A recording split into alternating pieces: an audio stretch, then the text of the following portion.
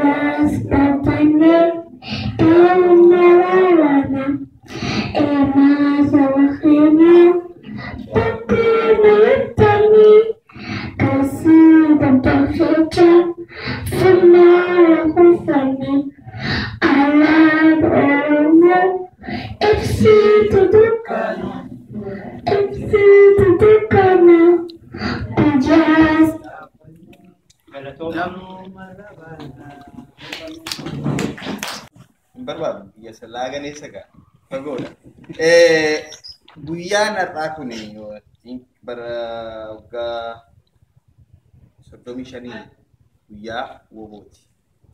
Guyyaa waraana bilisummaa Oromoo biyya Oromiyaa keessa jiran kan biyya ambaa jiran woboo dirree qabsoo jiru biratti kabajamaaf jaalatamaa.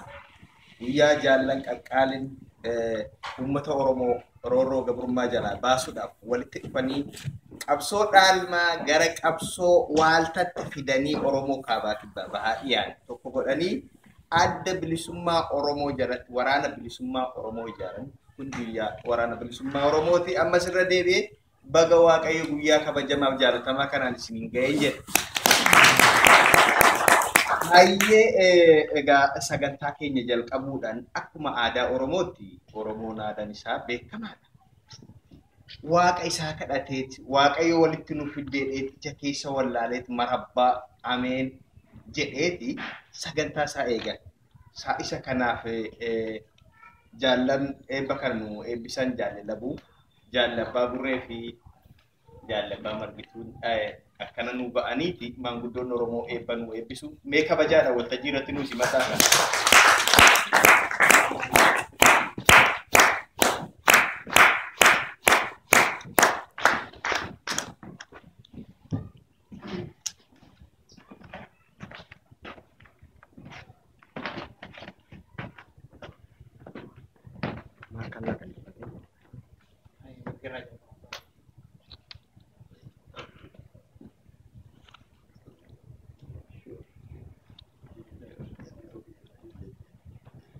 Lama ebiti di konkerderan di komerisa ya Oromo bari naga gadan naga Oromo naga waqi naga nubuti naga dise kendas gadis naga gochi ke nugos naga arab kajel wat kajel guya da kana waqi guya da kana nugai bilisuma te nanno aga wujda kana baha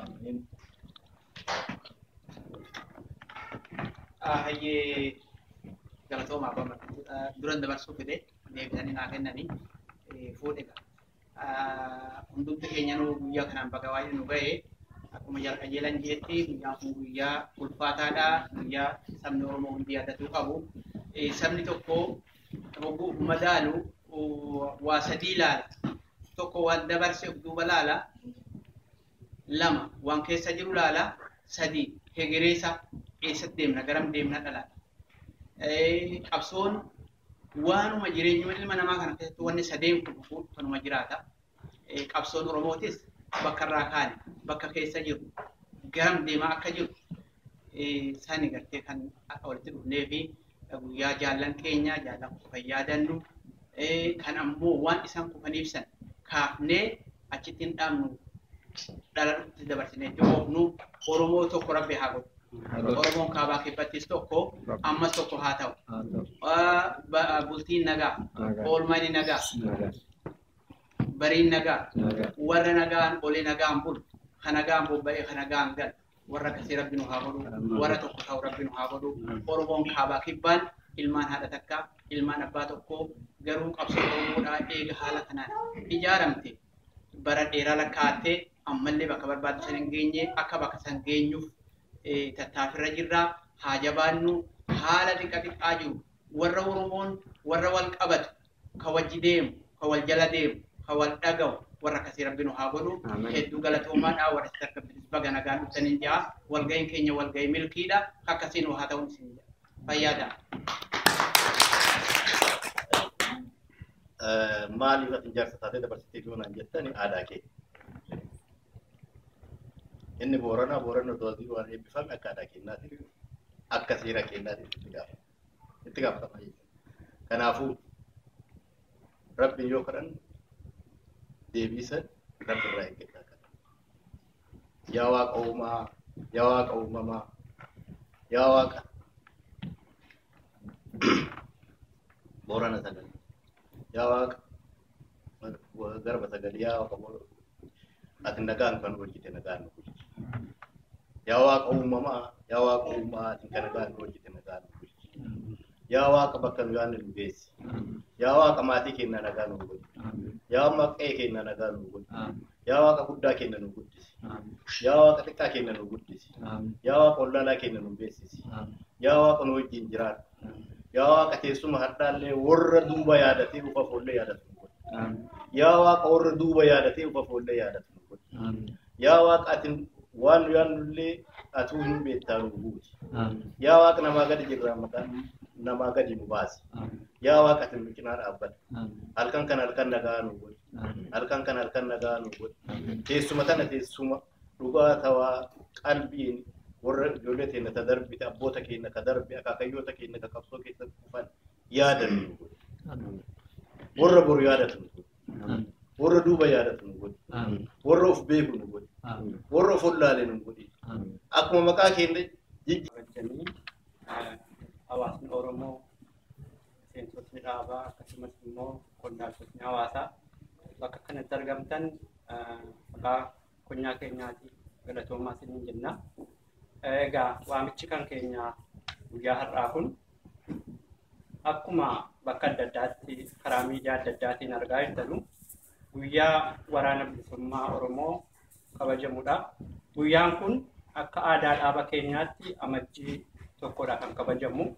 Garuu konyaa keenya kana keessatti amajjii tokko akka hin kabajne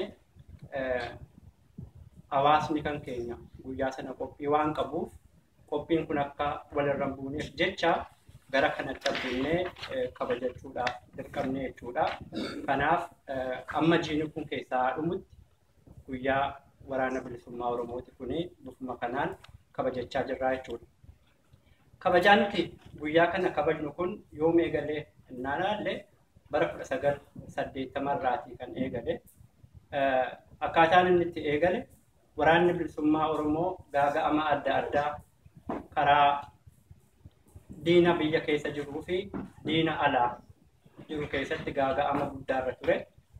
Gaaga'ama sanarraa dandamatee amajjii guyyaa tokko kana hoogganni dhaaba kanaa gaaga'ama sanarraa hafe akka waraanni kun guyyaa tokko kan itti walitti dhufee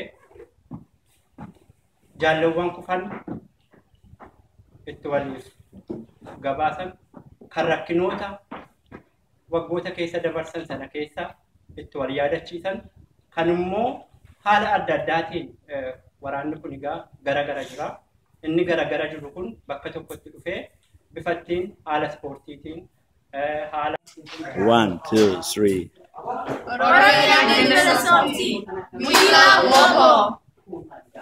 Okay. Eenyu ati maqaan kee? Latsa. Ati hoo? Dasit. Ati hoo? Bilisi. Ati hoo? Darartu. Ati hoo? Latsa. Okay. Galatooma. Waa'ee dhuma koorattudha. Namni yeroo baay'ee yeroo nama waa'ee isaa himatu namaanii wallolee qaama biraatiin wallolee ebaluun wallolee jedhee himata. Ani garuu miira kootiin wallolee waan ta'eef waa'ee miira kootiin walii gadi fidee dubbachuu barbaada jechuudha. Intalli kun baayoloojii moo saayinsii barsiisuu dhuftee jedhee laatu ija koo, gurra koo, afaan koo, funyaan koo, harki koo yoo wal ta'uu baate hir'ina maalii qaama kiyya irratti akka bitu dubbachuu barbaada jechuudha. Waldiddaa miira koo jedha. Hidda qaama tokkoo yaadaan garaagaraa miirri koo wal dide. Yoo miilli socho'u harka fi adoodee. Sammuun xixinxaalee maddisiisu yaada raawwii dirqama isaa ilkaan wal ciniinee wal qadaada.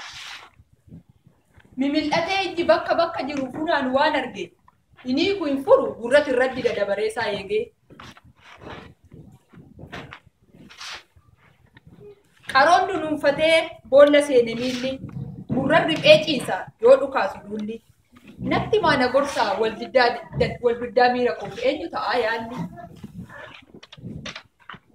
Urgaa fajaan jennee funyaan hunda suufee warra argee callise yoo dhibamuu dhiisee kaan qofaatu miidhee kaan bawwoodhaan dhufee.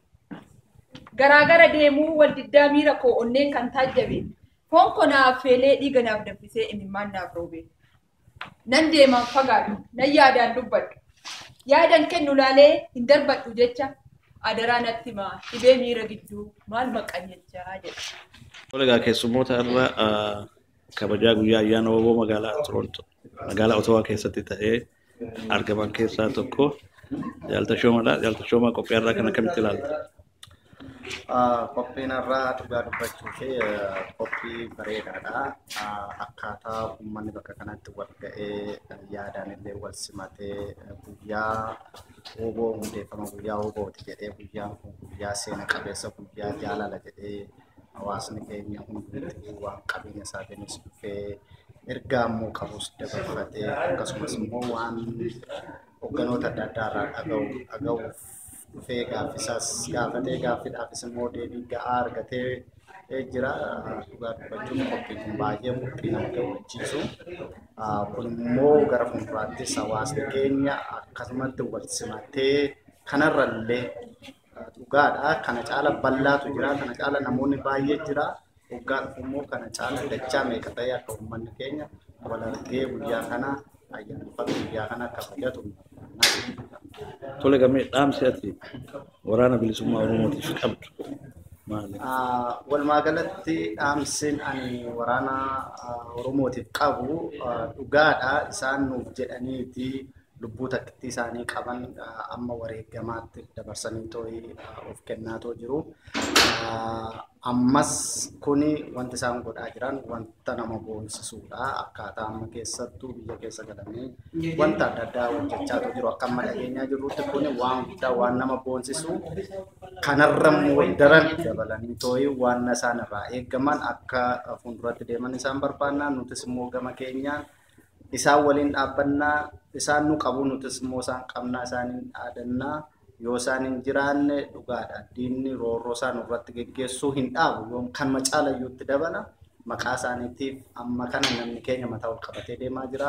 Ammallee jabaatanii too'ii akka fuulduratti deeman dhaamsa isaanii dabarsan. Tole galatoomne jechuudha. Galanni keessan hin badin galanni bilisummaa.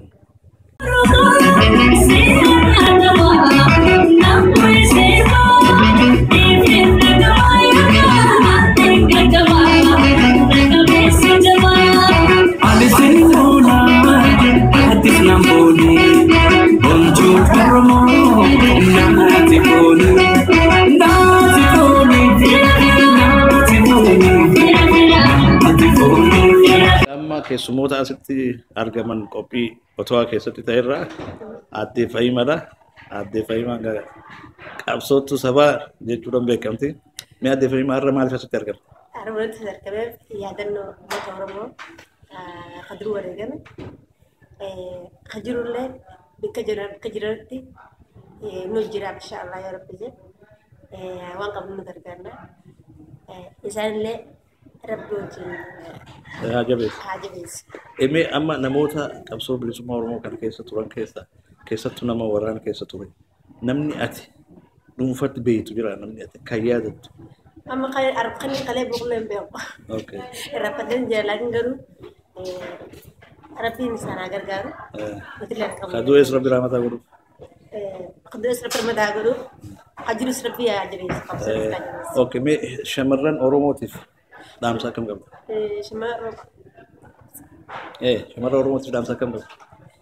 Maal tahaa jettaan isaanii qabsoo gargaaraa jettaan? أبسط سن من قرقارة إن شاء الله. إنسان اللي بتاعك قارة اللي Okay. أوكي. Tole galatoo. Birmadhaas ni jechuudha ta'e walaloo santu sana jedhaaf ni jechuu barbaade. Qabsoodhaan birmadhaa jetti lafee jaalle waan kufaanii yaadadhaa maala mataanii jaalla waan qabsoo kufaanii lubbuu isaanii wareeganii qabsoo teenya nuun eeganii dargaggoo lolaaf qophaa'aa har'a teenya darabeeni Oromoon gootota qabdi kakka Taaddasaa Birruuti keessa deemee daadammaqse barummaa ta'u Oromooti qabsoon inni bu'uureesse har'allee finiinaa jirti dhiiga isaaniitu magarse qabsoon teenya har'a geesse yaa warra diinaa ajjeese seenaa boonsisaa galmeesse abaa'oo sin irraanfanne seenaa kee guutuu barreesse hubadhaanu dargaggooni dirqamaa lammummaa qabna akeekaa jaalawwan kufaniif bakkaan gaachuudha qabna yoo duunee seenaadha qabna bara bara yaadatamna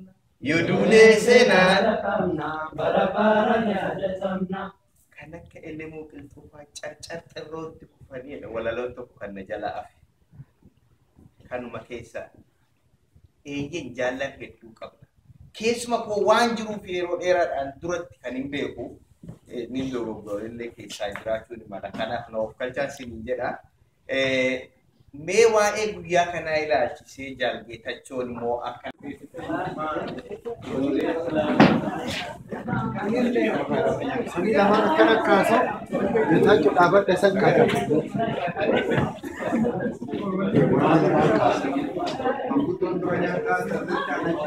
Abboo achiin deemin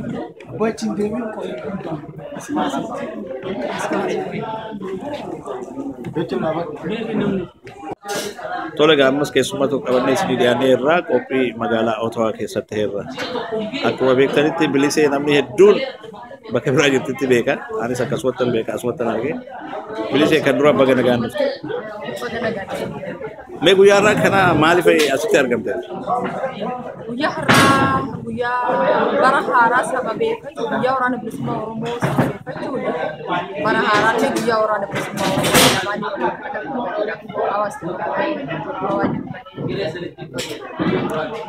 Tole mee maal sitti dhagahame dura walgahii asii godhamte kanarra? Keessatti godhamee akka nama tokkotti hawaasa Oromoo adda adda ta'e bakka kanatti jirutti bakka tokkotti waa'ee saba isaa yaadachuu waa'ee waraana bilisummaa Oromoo yaadachuu bakka tokkotti dhufuun na gammachiisa. Ammoo akka nama biyya qabu tokkotti akka intala Oromoo tokkotti waan biyyi koo keessa jiru biyya ormaa biraa taa'ee waa'ee saba kootti dubbachuu nanaaf qaanii tokko jechuudha akka dhuunfaa kootitti. Silaa namni garbummaa akka kana fakkaatu keessa jiru dararaa akkana fakkaatu kana keessa jiru biyya koo keessa taa'ee tuffannata. Nuyi hedduminaan amma wayyaanee bakka gadhiifnee yeroo jalaa sissitu jira. Ammoo haa ta'uuti namni bakkuma jirutti qabsoo godhuu ni danda'a. Wanta ammatti godhamuu dandeenyu keessattuu yeroo baqannee biyya ormaa keessa jiru kana tokkummaa hawaasaa cimsuu Inni guddaan tokkummaa hawaasaa ta'a. Yoo hawaasni tokko ta'e, yoo yaadaan tokko ta'e, Oromummaa gamtaan tokko kan nuti gamtaadhaan qabnu yoo jiraate Oromummaadhaan, Oromiyaa gamtaadhaan qabna. Wanneen dhibii jiran hundi garaagaraa jechuudha. Wanni Oromoo walitti qabu kan ta'u ammas kan Oromummaan isa duraa waan ta'eef Oromummaan yoo jabaate wanni hunduu jabaachuu danda'a. Kanaaf wanni xiyyeeffannaan kun Oromummaan jabaachuu qaba. Jaalalli koo bareedu yaadu beejimaa sirraan hafuudhaan dhufanee kibira seetumaa.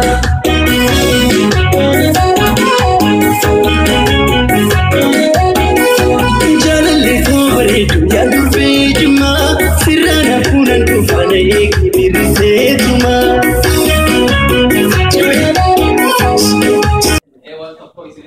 Tolega, kan amma asitti argamu keessummoota guyyaa irraa asitti argaman keessaa Jaalabdii Sarara.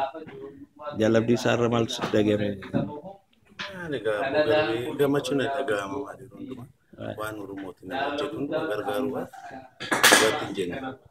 Kanaafuu as dhaabannee abdii haala qabsoo Oromoo finiinsisuu waboo waamicha nu gootan dhufnee gaaffiis gaafannee deebisuu kennee amma dandeenyus gargaara. Guyyaa woboo kana akkamitti ilaalta? Guyyaa woboo kana akkamitti ilaalaa warri waboonni guyyaa itti jiraachuu hin jiraanne arginu gaa ta'e hin kabajna hin jaaladha gaariittan ilaala. Maal sitti fakkaata? Dhaamsi ati waraana bilisummaa Oromootiin qabdu jira yoo karaa kanaan kana. Waraana bilisummaa Oromootii waan dhaamsina ni qabu. Waraana bilisummaa Oromoo tuffatamnee jirra. Yaa hin qabne waraana bilisummaa Oromoo irratti tuffii keessaa nu baasan. Tuffii keessaa nu baasan.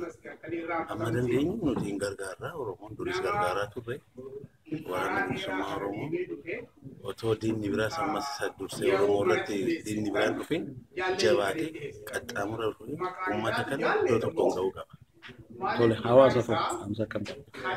Hawaasni wal danda'ee wal kabajee jaarmaan garaagaraas yoo jiraate waan kaayyoo saganisa qaliila kan Oromoo gargaaru ta'e bira dhaabatee wal bira dhaabatee wal gargaarsaan deemuu wal danda'u ijaaramee wajjin deemuu danda'u qaba.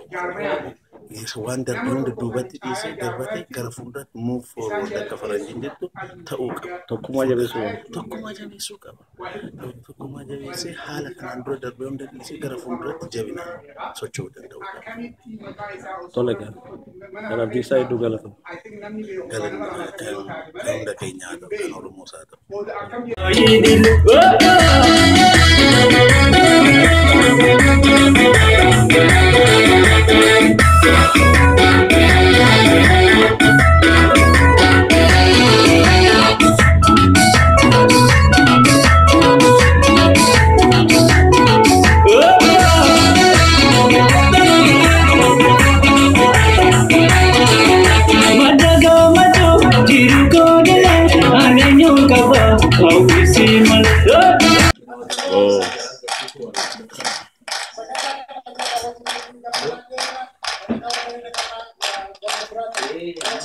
Namni dunia mana guddaa jiru.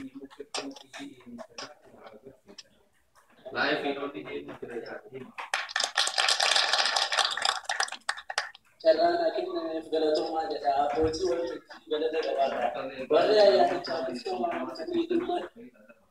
dhimma dhuunfaa hunda ofirraa dhiistanii dhimma sabaa kennaan hunda caalchistanii tokkummaa misoomsuu kaayyoo godhatanii yeroo uummata bira dhaabbatanii bilisummaa qabnaan jala sabatanii duruun biyya hambaa haa ga'u hanga yoo hojjetanii misoomee galuuf yaadaan dhibbamtanii jireenya ofii irra saba caalchistanii waan isin irraa eegamu dirqama sabummaaf kennan argitanii yeroo waboo cinaa tumsuuf dhuftanii galata guddaa qabdan keessummaa.